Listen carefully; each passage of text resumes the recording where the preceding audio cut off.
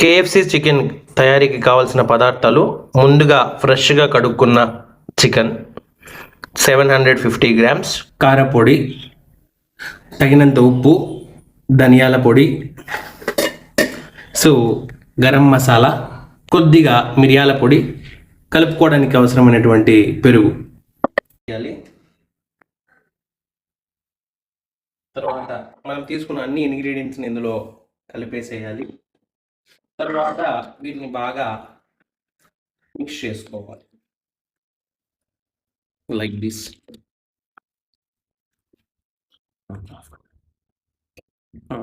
ఇందులోకి ముఖ్యమైనటువంటి అల్లం వెల్లుల్లి పేస్ట్ని కలుపుకోవాలి.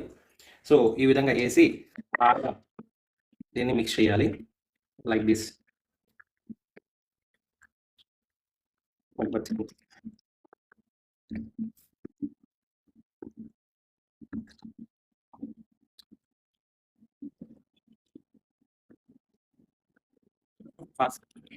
కలుపుకున్న తర్వాత 1 అవర్ ఫ్రిడ్జ్లో పెట్టాలి.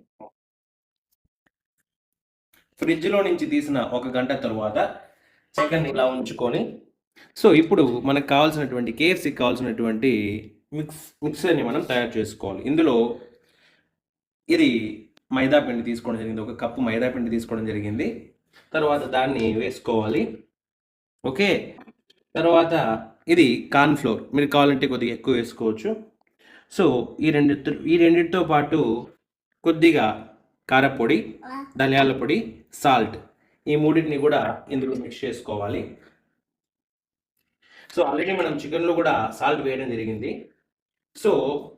ఆ తర్వాత ఇప్పుడు దీంట్లో మనం కలుపుకున్నటువంటి చికెన్ ముక్కల్ని బాగా కలిపి ఆ తర్వాత కూల్ వాటర్లో, అంటే ఫ్రిడ్జ్లో మనం పెట్టుకున్న కూల్ వాటర్లో డిప్ చేసి ఆ తర్వాత మళ్ళీ మనం పౌడర్లో మిక్స్ చేసి బాగా ముక్కలకి ఈ పౌడర్ని పట్టించి తర్వాత నూనెలో వేయించుకోవాలి.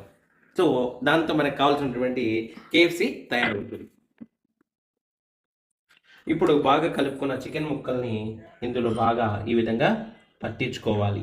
ఓకే, ఇలా బాగా పట్టిన ముక్కల్ని ఇలా మనం ఈ మైదా అండ్ కార్న్ ఫ్లోర్, ఉప్పు, కారం అండ్ ధనియాల పొడి వేసుకున్నటువంటి మిశ్రమంలో బాగా కలిపి మనం ఫ్రిడ్జ్లో ముందుగానే పెట్టుకున్నటువంటి ఐస్ వాటర్, ఏవైతే కూల్ వాటర్ ఉన్నాయో అందులో డిప్ చేసుకోవాలి. ఇలా డిప్ చేసిన తర్వాత దాన్ని ఒక 2 మినిట్స్ పాటు అలానే ఉంచాలి. ఆ తర్వాత నెక్స్ట్ పీస్ని మనం పౌడర్లోకి బాగా మిక్స్ చేసుకోవాలి లైక్ దిస్.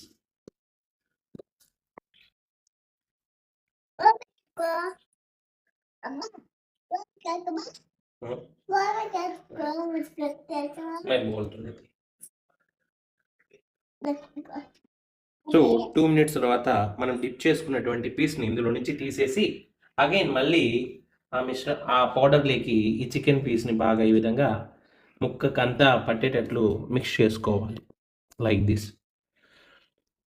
ఈ విధంగా మనం మిక్స్ చేసుకున్న పౌడర్ని కొద్దిగా ముక్కకంతా పట్టిస్తూ ఈ విధంగా మనం దీన్ని తయారు చేసుకోవాలి. ఈ విధంగా తయారు చేసినటువంటి ఈ ఐటెంని మనం ఆయిల్లో వేస్తే మనకు కావాల్సినటువంటి కేఎఫ్సి తయారవుతుంది. ఓకే, అనుకున్నాక నూనె వేసుకోండి. ఈ విధంగా ముక్కలంతటికి కూడా పౌడర్ని కలిపి పెట్టుకోవాలి. తర్వాత ఒక కడాయిలో నూనె వేసి బాగా వేడెక్కిన తర్వాత ఆయిల్ వేడెక్కిన తర్వాత ఆయిల్లో మనం కలిపి పెట్టుకున్నటువంటి ఈ లాలీపాప్స్ని బాగా కాలనివ్వాలి. బాగా ఆయిల్లో మనం వేసుకున్నటువంటి ముక్కల్ని బాగా డీప్ ఫ్రై చేసుకోవాలి. ఈ విధంగా ముక్కని అన్ని వైపులా కాలుస్తూ డీప్ ఫ్రై చేసుకోవాలి.